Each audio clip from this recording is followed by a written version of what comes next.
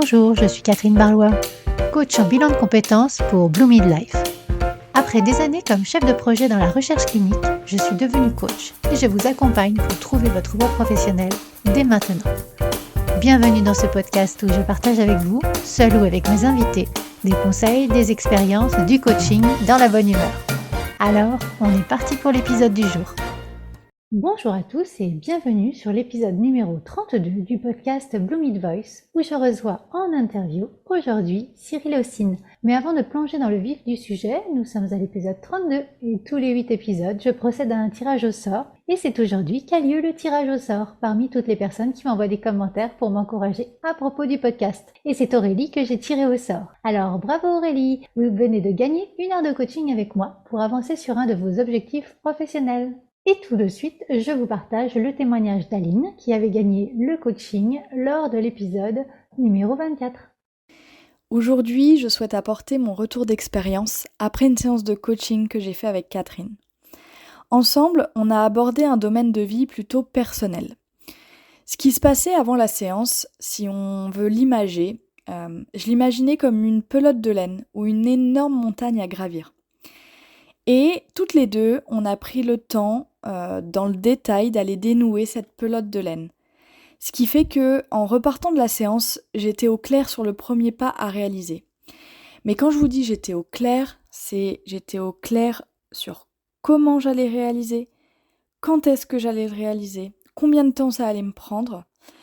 Ce qui fait qu'une fois que le premier pas est fait, la dynamique est lancée et donc le chemin jusqu'au sommet de cette montagne paraît beaucoup plus facile.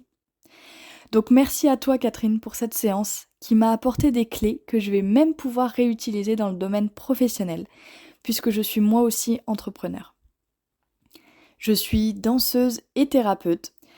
Je réalise des prestations de danse dans l'événementiel haut de gamme, j'anime des ateliers de danse-thérapie, ainsi que des séances de thérapie énergétique, où j'ai créé ma propre méthode de soins. Si vous souhaitez en savoir davantage, je vous invite à me suivre sur mes réseaux sociaux, Aline Zakrevski. Encore merci à toi Catherine et bonne écoute du podcast. Merci beaucoup Aline, je suis contente que ce coaching t'ait été aussi profitable. Et donc, nous voilà partis pour l'épisode du jour avec Cyril Haussine.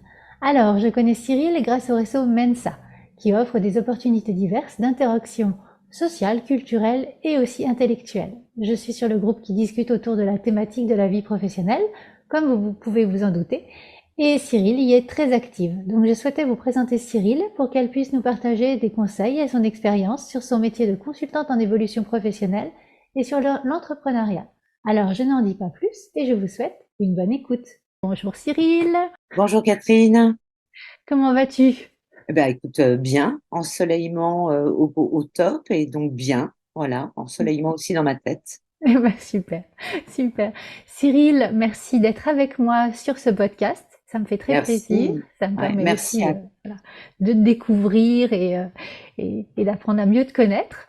Donc, écoute, je vais te laisser te présenter ton parcours et présenter maintenant ce que tu fais. Oui, alors je vais pas prendre hyper longtemps parce que je pense que au vu de mon parcours, ça serait sûrement très long. Là aujourd'hui, j'accompagne les mouvements de vie professionnels, donc je suis consultante en évolution professionnelle. Je veux dire que je fais des bilans de compétences, je fais également de la formation, j'accompagne des jeunes en sortie de prison qui viennent de milieu carcéral.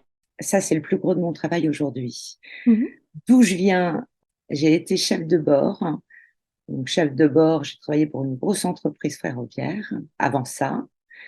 Et j'ai eu beaucoup de métiers dans ma vie. Donc voilà, je viens comment peut-on dire, j'ai été slasheuse très longtemps, Mhm. multitasking également, ouais, voilà. Ça, c'est un peu mon parcours de vie. D'accord. Et là maintenant, en fait, tu es à ton compte. Et d'où t'est venue cette idée de lancer ta propre entreprise? Alors, je suis rentrée dans le coaching parce que je suis coach, et ça, j'ai oublié de le dire, un peu par hasard. Ma fille avait des difficultés, elle était dysorthographique et je me demandais ce que je pouvais faire pour l'aider. Et j'ai trouvé une super méthode qui est la gestion mentale d'Antoine de la Garandrie. Et j'ai trouvé ça tellement passionnant que je m'y suis formée pour pouvoir l'accompagner un peu plus facilement dans ses difficultés qu'elle rencontrait à l'époque. Et c'était tellement passionnant que je me suis dit, ça ressemblait à l'époque au coaching, mais je ne savais pas qu'on appelait ça le coaching aussi. Et je me suis dit, mais qu'est-ce qui pourrait être quelque chose un peu de similaire, mais pour les adultes. Et c'était le coaching. Donc, je me suis formée au coaching, avec en plus cette certification RNCP, parce que ça, c'est quelque chose d'important, ce qui est représentatif aussi d'une éthique, hein, d'un code de déontologie, où je place ça presque en tête de liste, hein, de mes priorités. Ça a été dans un premier temps, et je cumulais ces deux emplois avec mon précédent emploi dans cette grande entreprise ferroviaire. Et au fil du temps, je me suis plus ou moins spécialisée dans tout ce qui est préparation d'entretien d'embauche, travailler sur l'estime de soi. Et il y avait quand même quelque chose qui me disait que il fallait que j'y aille, et il fallait que j'y aille de plus en plus. Donc, j'ai fait beaucoup de formations Mhm. pour pouvoir aussi acquérir de nombreuses compétences pour l'accompagnement, d'où aussi le bilan de compétences, hein, l'animation ou de la conception aussi de formation. Et c'est comme ça que c'est parti. Et à un moment donné, j'ai laissé tomber ce côté salariat pour pouvoir partir dans l'entrepreneuriat. D'accord. Ah, voilà. Oui, tu y es allé progressivement. Tout à fait, Voilà. très Mhm. progressivement, ouais, au fil de l'eau, ouais. Et j'ai surtout écouté mes envies. Et puis c'était aussi par rapport à ce que je vivais, hein, ma vie de famille. Ma fille était encore petite, donc voilà, c'était aussi un ensemble. Et donc, tu t'es lancé il y a combien de temps? Alors, officiellement, je cumule ces activités depuis 2015. Mhm. Et sinon, réellement, ça va faire... donc, je suis à mon compte quand même depuis 2015. Mais sinon, sans cette entreprise où j'étais à temps partiel à la fin, depuis 3 ans. D'accord. Ouais. Ok. Et là, donc, tu accompagnes des personnes, des particuliers, ou tu interviens aussi en entreprise? Comment ça se passe? Oui, un peu en entreprise, beaucoup de particuliers et des associations ou collectivités. D'accord. Mm. D'accord. Et plutôt en présentiel ou à distance, ou Ouais, comment ça se passe? présentiel. Alors oui, en règle générale présentiel, même pour les bilans de compétences. Après, j'ai quelques personnes en région, donc c'est toujours plus simple. Et j'aime bien faire de l'hybride. Ça veut dire que je Mhm. vois au moins une ou deux fois les personnes en vrai, sauf quand ils sont vraiment très loin et qu'on n'a pas cette occasion de pouvoir se rencontrer. Mais sinon, oui, en distanciel, c'est quelque chose que j'aime bien privilégier. D'accord. Et par rapport à cet accompagnement, tout ce que tu as mis en place là, tu as suivi des formations avant de te lancer? Ah oui, de nombreuses formations. Je suis une fan des formations et de l'apprentissage, donc je passe ma vie à me former. J'adore ça. J'adore apprendre et puis je trouve que c'est tellement plein d'énergie. Ça me rend dynamique, moi, d'apprendre. Oui, donc alors, ce que je disais tout à l'heure, je suis donc coach professionnel, d'où pour l'éthique, le code de déontologie et cette reconnaissance RNCP, puisque mon parcours était un parcours sans diplôme au départ. Donc Mhm. ça, c'était aussi très important pour moi, de pouvoir être certifiée, diplômée et d'avoir aussi quelque chose, une reconnaissance avec un niveau assez élevé. Voilà, ça, c'était aussi très important au départ pour moi. Après ça, je me suis formée en formation, donc en animation et conception de formation. Et puis dernièrement, ça va faire 2 ans et demi en bilan de compétences. D'accord. Après, je cumule les MOOC, donc je ne sais plus combien j'en ai à mon actif, mais j'adore ça. Et la dernière formation assez importante et dont je suis là, c'est ouais, je suis assez fière aussi de ça parce que je trouve que c'est tellement nécessaire. Et la psychiatrie en règle générale est le parent pauvre de la médecine. Et on ne sait jamais comment agir avec des personnes qui peuvent avoir des troubles psychiques ou des burn-out aussi, hein, qui ressemblent un peu à la dépression et qui ne sont pas forcément classés dans la dépression. Enfin, voilà. Bon, après, je suis pas médecin, donc je peux pas non plus. Mais c'est ce que moi je pense. Donc, je trouvais important d'être au moins sensibilisé à ça, ouais, pour mes Oui, clients, ouais, et mes bénéficiaires. oui, oui.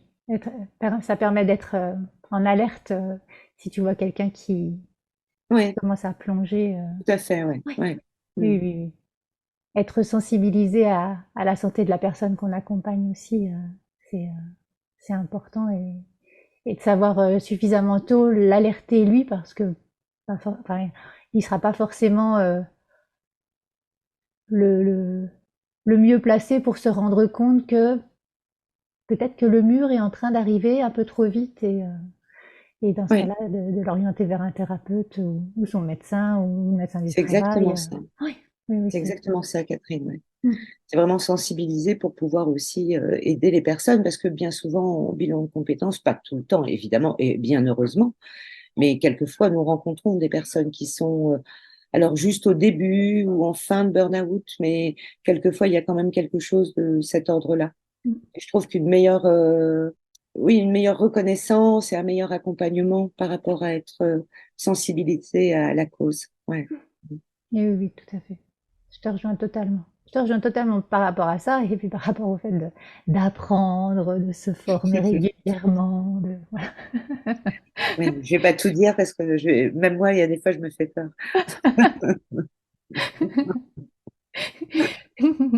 Et donc là, en fait, on a parlé de tes formations, du côté métier, mais par rapport à l'entrepreneuriat, en fait, quand tu t'es lancé, tu as été accompagné? Tu as fait des formations aussi par rapport à ça? Non, pas du tout. Pas du tout. Alors après, pour tout dire, je suis à la base, je travaillais dans le commerce. Donc, pour moi, c'était pas tout à fait un gros souci, le fait d'être entrepreneur. Mes parents étaient commerçants, mes grands-parents étaient commerçants. Enfin, j'ai toujours un peu baigné dans le commerce. La seule différence, c'est que je vendais pas un produit, quoi. C'est Mm. que, enfin, que le produit, mais c'était un peu moi aussi quand même. Et ça, quand on est dans les métiers de service, c'est différent. On vend pas un stylo ou des chichis sur la plage. Hein. On vend un produit, et ce produit, c'est un peu nous quand même. Donc non, je me suis pas fait accompagner, mis à part par l'école de coaching qui avait un dernier module là-dessus. Et d'ailleurs, c'est curieux parce que ce dernier module de l'école de coaching, maintenant, moi, je l'anime en formation chez The Mountain de Connection Leadership, pour lequel je travaille également en formation, qui est une école de coaching holistique. Donc, non, je me suis pas fait accompagner. J'ai peut-être cette facilité à aller vers les gens et à parler. Et en règle générale, en toute humilité, hein, et avec authenticité, à pouvoir leur proposer aussi comment je peux les aider. Donc, non, j'ai pas eu besoin de ça. Mhm. Ouais, mais et c'est bien. C'est plutôt bien. Et aujourd'hui, je dirais que c'est plus le réseau. Si je devais donner un pourcentage, il y a quelques personnes qui m'arrivent par la plateforme CPF, hein, puisque Mhm. je suis Calliope, mais les autres personnes viennent par réseau, me sont recommandées. Ouais. Oui, oui. En fait, ça allait être ma question, c'est comment as-tu trouvé tes premiers clients? Donc, c'était des recommandations, c'était comment? Alors non, les tout premiers clients, j'ai été à la maison de quartier en bas de chez moi Mhm. en leur disant je suis coach et j'aimerais bien aider les jeunes dans l'estime de soi. Et ils m'ont dit, mais c'est une bonne idée. Nous, on peut pas forcément tout couvrir au niveau des frais, mais on peut peut-être demander à une association avec qui on travaille de temps en temps s'ils sont intéressés. Et donc, cette association a été intéressée. Et, voilà, ils ont fait un groupement, un partenariat pour pouvoir m'embaucher au départ avec cette proposition sur l'estime de soi pour les jeunes. Parce que je trouvais ça enfin, et même encore maintenant, je trouve ça tellement important le coaching chez les jeunes Mm. que ils ont besoin de cette estime de soi pour pouvoir se découvrir et pour pouvoir trouver aussi leur voie. Bon, je pense que j'étais très convaincante, hein, puisque les deux ont fonctionné et ça a été le début d'une collaboration. C'était donc il y a 7 ans. Mhm. Et aujourd'hui, je continue. Alors, pas avec la maison de quartier parce que ça a changé de direction et que, bah voilà, ça, pour l'instant, ça ne les intéresse plus, mais je travaille toujours avec la même association depuis 7 ans maintenant. Ouais. Et ils me demandent toujours ces mêmes ateliers ou d'autres choses aussi pour accompagner les jeunes. Ah oui, Donc non, voilà, c'est. ça, c'était ça les premiers clients. Et puis, bah, après, les choses font que c'est du bouche à oreille. Hein. Ouais. Et donc là, en fait, tu travailles avec avec cette association, En général, tu travailles seul ou tu as des associés ou tu as un Non, je réseau? travaille seule. Mhm, Euh, Après, euh, j'ai beaucoup de collègues, de consoeurs ou de confrères coachs mhm. avec qui j'échange beaucoup. Euh, mais non, je travaille seule, à part pour The Mountain, Oui, puisque là, c'est une équipe, c'est une collectivité, c'est autre chose. Mais non, je travaille seule. Mm. d'accord, d'accord. Et dans tout ton parcours euh, d'entrepreneur, est-ce que tu as rencontré des difficultés, des moments moins sympathiques, et comment tu les as surmontés? Je dirais que les difficultés que nous pouvons rencontrer, parce que je pense que je vais parler au nom de plusieurs entrepreneurs quand je vais dire ça, c'est toutes les tâches administratives Mm. qui doivent être réalisées quotidiennement, mais pour aussi être à jour. Je parlais tout à l'heure du certificat Calliope, qui est quelque chose d'important maintenant quand tu es à ton compte et que tu fais de la formation. Ça, clairement, quand on est seul, c'est quand même lourd, hein, à porter. Donc, il y a cette partie administrative, il y a cette partie aussi, bah, quelquefois, d'animer des réseaux, les réseaux sociaux. Hein, on peut pas forcément être bon partout et pourtant, il faut aussi y aller. Donc ça, c'est aussi, c'est énergivore, hein. Oui. C'est énergivore, hein. Et puis, il y a quelquefois, c'est un peu comme dans la vraie vie quand on n'est pas forcément entrepreneur, hein, c'est que quelquefois, on n'a pas forcément envie.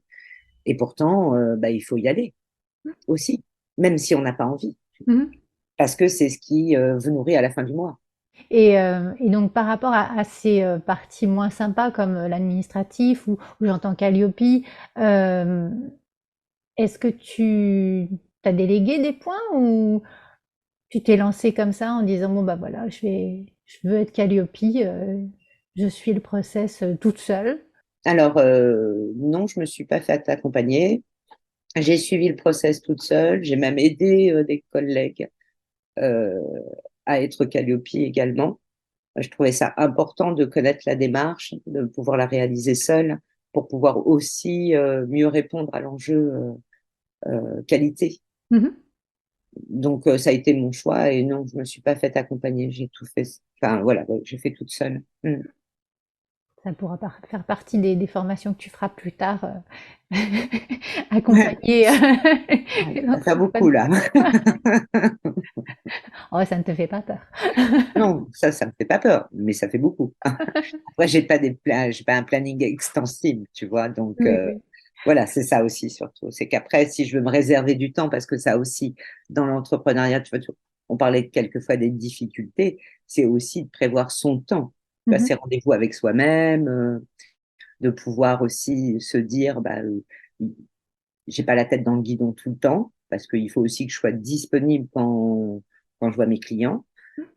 Ça aussi, c'est du challenge aussi régulier. Sinon, je ferai des formations tout le temps, je me lèverai hyper tôt le matin, je me coucherai hyper tard et je ferai que ça.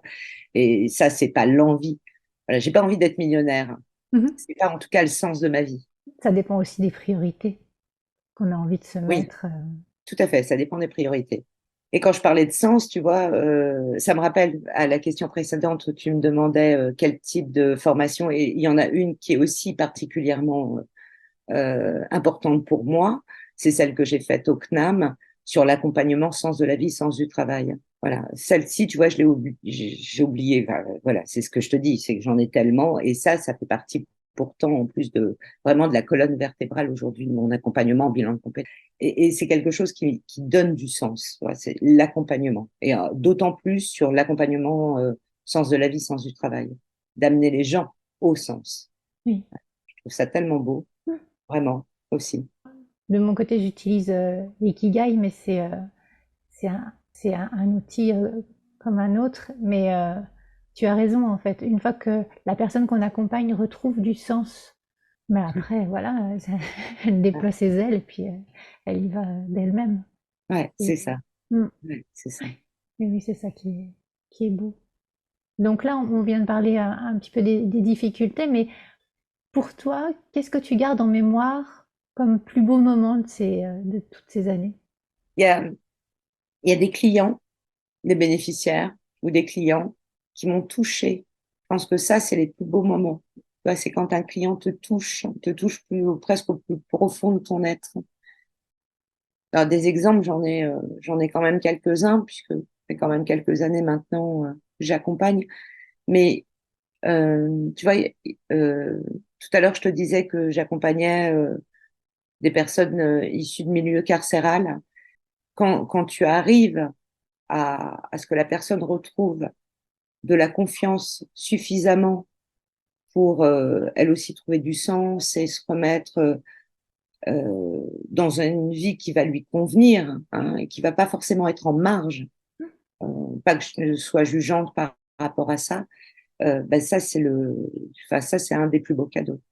C'est les plus beaux moments, je dirais, de l'accompagnement. J'ai l'exemple d'un jeune que j'ai accompagné il y a quelques années, qui sortait de prison, alors le cliché, hein, on était dans le 9-3, hein, Seine-Saint-Denis, la capuche, euh, la capuche au niveau des yeux, enfin, pas un mot recroquevillé sur lui. Et aujourd'hui, il suit une formation alors qu'il avait arrêté l'école. Enfin, je ne sais même pas s'il l'avait vraiment commencé d'ailleurs un jour. Ah, il avait peut-être arrêté en sixième. Et aujourd'hui, il suit une formation. Il est responsable dans une association. Enfin, voilà. Alors ça, c'est les plus beaux cadeaux, quoi. Les plus beaux cadeaux de vie. Quand je le vois maintenant, quelquefois, je suis encore tout émue de cette évolution et cette transformation. Alors, pas que j'y sois, j'ai contribué. Voilà, Mhm. j'ai contribué. Je ne suis pas forcément tout le moteur, mais j'ai contribué, hein, au rouage de ça. Et ça, voilà, c'est des moments magiques, ça, dans l'accompagnement. Mm. Aider la personne à se révéler, à trouver ses forces, C'est ça. Mm. à avancer de nouveau dans ton Oui, cas. oui, et tu vois, et de faire face aussi à ces difficultés, hein, sociétales aujourd'hui, parce qu'il y a clairement des difficultés, hein. J'en reviens un petit peu à ton activité. Donc là, par rapport à ton roulement, tu es totalement indépendante ou tu as besoin de travailler en salariat en parallèle? Non, je suis indépendante complètement. Ok. Et donc, est-ce que tu aurais des conseils à donner à quelqu'un qui voudrait se lancer dans l'entrepreneuriat? De cultiver sa singularité, pour y avoir quelque chose comme ça. On s'inspire souvent des uns et des autres, quelquefois, quand on est entrepreneur, en disant, ah oui, c'est vrai, ça, c'est pas mal ce qui a été fait. Mais il y a quand même quelque chose qui est, au-delà de tout, une force, c'est de cultiver aussi sa singularité. Voilà. Je pense qu'on en a tous et toutes. Et ça, c'est bien de la cultiver. Éviter de se fondre dans la masse et puis cultiver Oui, qui on est vraiment. oui, c'est pas forcément être totalement hors norme, hein, Mhm. mais c'est de vraiment être. Ouais, non, voilà, cultiver sa singularité, je trouve que c'est assez parlant. Et en parallèle, au niveau des conseils, alors habituellement, je demande si tu as un livre à conseiller, mais est-ce que tu aurais une formation à conseiller, un podcast à conseiller ou quelque chose à conseiller à quelqu'un qui veut se lancer? Alors, une formation, je vais pas en avoir, euh, à part que ce que je te disais tout à l'heure, la formation The Mountain, qui est une formation en coaching. Je Mhm. trouve que même pour un entrepreneur, ça pourrait être euh, quelque chose de totalement transformant pour sa vie, parce que ça apporte tellement de choses, hein, d'être coach pour soi, mais Mhm. aussi pour les autres. Ben, que je pense qu'on devrait avoir tous une sensibilisation au cas où, si ce n'est pas une vraie formation complète, au moins une sensibilisation à ça. Parce que ça aiderait la personne et elle pourrait aussi aider les autres d'une autre façon. Ça serait peut-être ça, ouais, une formation au coaching. Des livres, il y en a pléthore, donc c'est aussi, oui, aller chercher d'autres réponses dans les livres. Et puis, pratiquer la méditation. Ça, c'est, je pense, pareil, salutaire. La méditation fait partie d'une routine, enfin, aussi aujourd'hui dans mon quotidien, que j'ai mis en place, bah, tu vois, juste pendant la formation de coaching, Mhm. où je cumulais à l'époque cette formation de coaching. et mon travail de salarié. Donc, ben, ça demandait aussi beaucoup d'énergie pour faire les deux. Donc là, j'ai commencé la méditation à ce moment-là. Et je pense que ça, c'est aussi assez salutaire. Et pour les gens qui ne connaissent pas, tu vois, de commencer avec des tutos, YouTube, Christophe André, Petit Bambou, des choses comme ça, bah, ça, c'est hyper intéressant. Oui, ça permet de commencer petit à petit et Mm, sans dire je vais méditer 3 heures par jour, ça va me faire du bien. c'est ça. Et, et donc là, tu parles de ta routine. Est-ce qu'il y a d'autres points qui t'aident dans ta routine Oui, quotidienne? c'est marcher quotidiennement. Je fais une dizaine de kilomètres par jour. Je fais à peu près 5 kilomètres le matin très tôt et pareil le soir. Donc ça, c'est se mettre en mouvement. C'est pas pour rien que quand je parle de moi, je dis j'accompagne les mouvements de vie parce que je pense que Mm. physiquement et dans le corps, il faut aussi se mettre en mouvement. Hein, c'est pas que dans la tête. Il faut mettre le corps aussi en jeu dans ce changement ou dans cette transformation ou dans cette évolution. Donc ça fait partie d'une routine. Donc méditation, marcher. Et voilà, ça c'est quotidiennement. Ouais, c'est tous les jours. Mm. Et prendre des rendez-vous avec soi-même. Mm. Vraiment, on est marqué sur l'agenda. Hein. On peut se laisser vite happer aussi par le temps. Ça, c'est certain. Mm. Et, et, et je rajouterais en fait que, ok, les marquer et les respecter. Bien sûr. Ah Voilà. oui, oui. Et les respecter. Voilà. Alors après, c'est se poser la question. Comment fait-on pour les respecter? Et, Ça, c'est du questionnement de coach. ah oui, bah, tout à fait. Mais je pense que c'est vrai qu'en tant qu'entrepreneur, tu parlais d'avoir des bases de coaching, mais il y a énormément de choses qui jouent au niveau de l'état d'esprit d'un entrepreneur Mm. pour vraiment être bien avec soi-même et puis après prendre soin de son entreprise et puis voilà, la faire fonctionner. Mais déjà, avoir vraiment, oui, être passé par un questionnement par rapport à soi. Oui, je Qu'est-ce pense qu'on que veut? je pense que c'est une bonne base. Mm. Oui, oui. Mm. Tout à fait. Et ben, on arrive tout doucement à la fin de cette interview et je termine toujours par est-ce que tu as une phrase qui te motive au quotidien, quelque chose? Ah, j'en ai plusieurs. Alors, moi, j'aime bien les citations. Je suis assez fan des citations. Il y en a une qui me parle plus que tout. C'est rien n'est permanent sauf le changement. Mhm. C'est Héraclite d'Éphèse et ça date enfin, tu vois, 400, 500, je crois, quelque chose comme ça, avant Jésus-Christ. Mhm. Donc, c'est pas d'aujourd'hui. Et il y en a une autre aussi, et ça, c'est celle que j'aime bien dire enfin, j'aime bien marquer comme ça, souvent à la fin de mes entretiens ou de mes bilans de compétences, c'est ose rêver, ose essayer, ose te tromper, ose avoir du succès, vas-y, je te lance un défi. Et c'est Kingsley Ward. Voilà. Ça, c'est cette deuxième citation qui est pour moi importante aussi. Ah oui, oui, oui, je la connaissais pas du tout et ça résonne bien en moi. Je suis contente que ça résonne alors. Écoute, en tout cas, merci beaucoup. Merci beaucoup pour Merci. tous ces partages, toutes ces idées. J'espère que ça, voilà, autant de graines que tu as plantées ce matin pour Ouais, les merci personnes à qui toi, nous... Catherine. Merci pour ton ouverture, ton partage, et puis cette opportunité aussi hein, de cette interview. Et puis, bah, longue vie à tes podcasts et longue vie aussi à ton entreprise. Merci, merci, et pareillement pour toi. Merci. À très bientôt. Au revoir. Au revoir. Et voilà, l'épisode est terminé. J'ai beaucoup aimé cet épisode qui m'a permis de rencontrer Cyril et également de la suivre dans son approche du métier. Et comme à mon habitude, j'ai pris plein de notes que je vais vous partager. Alors, j'ai noté cultiver sa singularité, chercher à se démarquer en valorisant ses spécificités et son authenticité, se former. Cyril aime beaucoup se former, donc une formation au coaching, mais pas uniquement. Se former régulièrement pour une mise à jour des connaissances constantes. La méditation.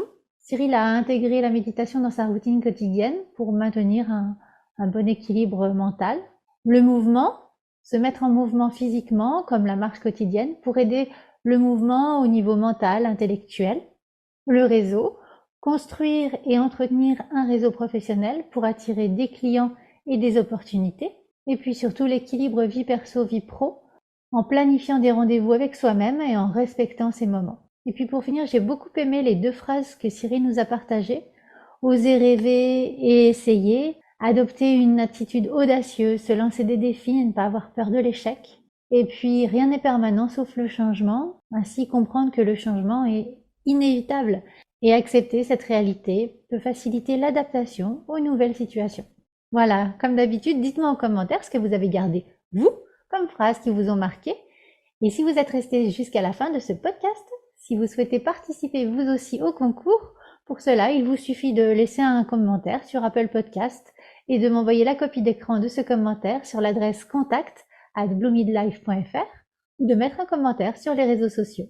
Sachez que tous ces commentaires et ces messages permettent au podcast de se faire connaître et sont surtout un boost pour moi, pour me garder motivée à continuer à vous partager du contenu de qualité. Comme aujourd'hui, tous les 8 podcasts, je ferai un tirage au sort parmi tous les commentaires pour offrir à une personne 1 heure de coaching dédiée à ses objectifs professionnels. Depuis le début de ce podcast, déjà 4 personnes ont gagné 1 heure de coaching. Alors, ce sera peut-être votre tour très bientôt. Je vous donne rendez-vous vendredi prochain pour un épisode solo intitulé « Un entretien bien préparé ». D'ici là, très belle semaine et à très bientôt. Si cet épisode vous a plu, n'hésitez pas à le liker, à le partager, à mettre 5 étoiles sur votre plateforme d'écoute préférée. Et je vous souhaite une belle semaine.